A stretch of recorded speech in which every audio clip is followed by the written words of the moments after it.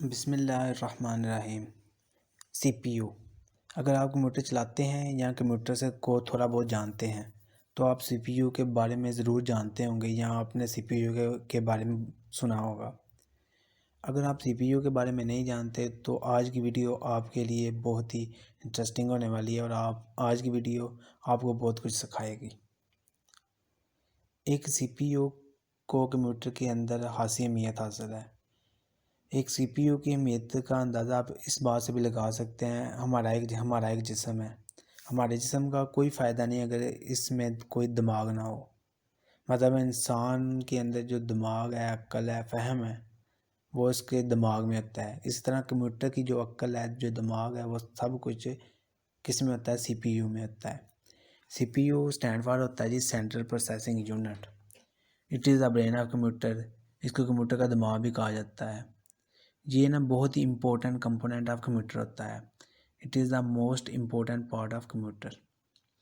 It is also called a processor. CPU को हम processor भी कहते हैं। एक computer can not work without CPU. एक जो कंप्यूटर होता है ना, सीपीयू के बगैर नहीं काम कर सकता। और जो भी कंप्यूटर होगा उसके अंदर सीपीयू लाजमी होगा। All computer must have a CPU. CPU जो होता है ना, वो मदरबोर्ड के अंदर लगा होता है। CPU is located on motherboard. It carried out most of the work of computer.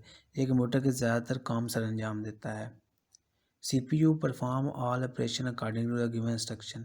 जो सीपीयू को इनपुट दी जाती है, जो इंस्ट्रक्शंस वगैरह दी जाती हैं, ये तमाम को परफॉर्म करता है, मैनेज करता है। डेटा, टाइम, एलोकेशन, ये सब कुछ नहीं, ये कुछ सीपीयू मैनेज करता है।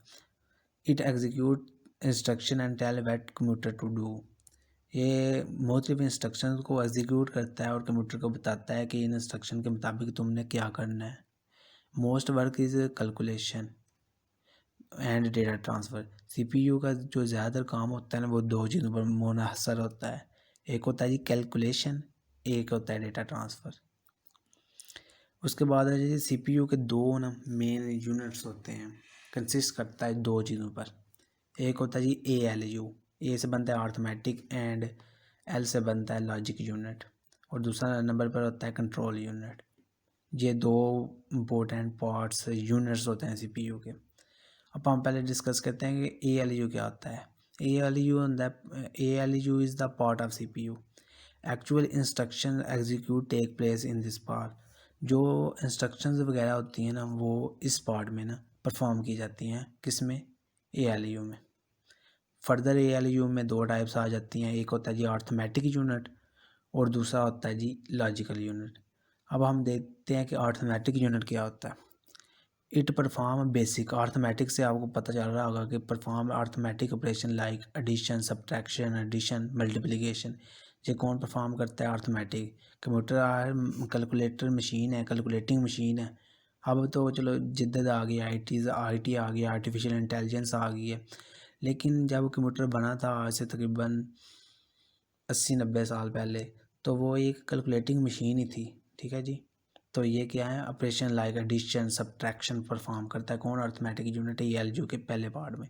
जबकि दूसरा पार्ट क्या करता है? वो ना परफॉर्म करता है लॉजिकल ऑपरेशन, कंपैरिजन करता है डेटा का। ठीक है, क्या ये इक्वल है या नॉट इक्वल है।